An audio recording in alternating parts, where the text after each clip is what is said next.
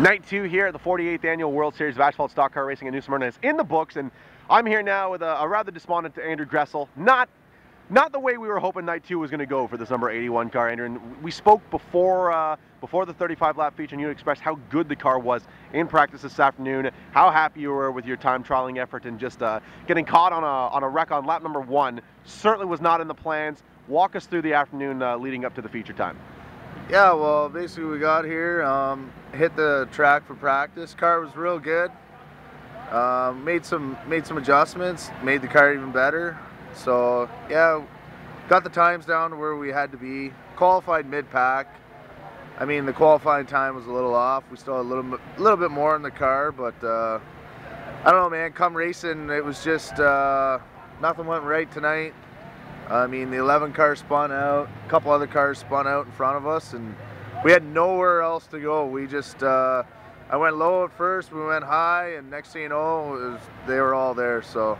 Well, I mean, New Smyrna has that famous reputation of just, before your spotter can even key something in, to tell you to watch out. I mean, you're already in the wreck. So in this case, we had the 11 car Brad made down on the bottom of the racetrack, and he ended up just sort of floating right up to the wall where you had already committed, and from there you actually ended up on 2 wheels, and I understand a litany of damage done to the 81 car. Well, how bad is the race car right now? Oh man, we got so much damage done to the car, the whole front end.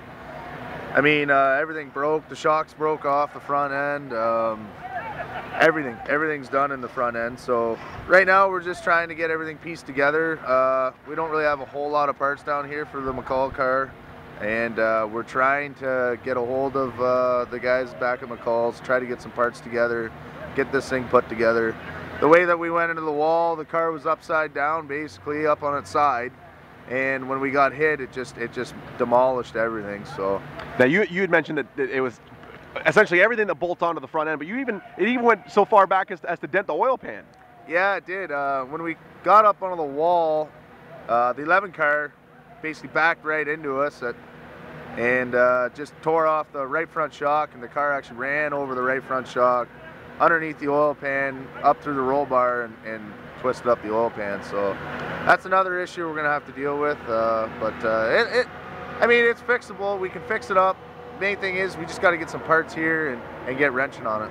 So I understand that the atmosphere in your pit area, it's surprisingly upbeat for a night where you're off on the hook and you guys are ready to get back going again. So the way it works is obviously with an MRE chassis, there's specific parts that you have to order directly from MRE with the parts salesman down here can't help you. What sort of parts are we talking about? What pieces do we need to put back on this race car? Well, basically the whole front end. I mean, it's so much easier going back to the builder. They've got everything there. So, I mean, give them a call. The guys back at MRE, back at the shop there, they'll have everything built. They can ship it up. We can get it, and it's basically bolt on. Everything here it's all a little different compared to what we're running. So, just makes everything that much easier, that much faster. It's worth waiting on their parts for sure. So, obviously, we're at a little bit of a cliffhanger ending here because we don't know if and when the 81 car will get back on the track. Obviously, it relies heavily on getting these parts shipped down here to sunny Florida. But let's talk a little bit about the people that made all this possible, because the car was a bullet yesterday. I know how happy you were with the program. Thank the people that made it all possible. Yeah, I got to thank London Recreational, CUSW, the Canadian Union of Skilled Workers, Salvo Falls Tent and Trailer Park, High Grade Roofing. I got to thank my girlfriend Radden and E-Homes out of Owen Sound, Have1.com out of Owen Sound. Just everybody that helps us out on the race car. It's been great. All the guys down here tonight, you know, everybody, when something like this happens, everybody puts a good effort in trying to get the car back together. But with this circumstance here, it's going to take probably at least a full night worth of work. So I don't know. I just got to thank everybody for all the help.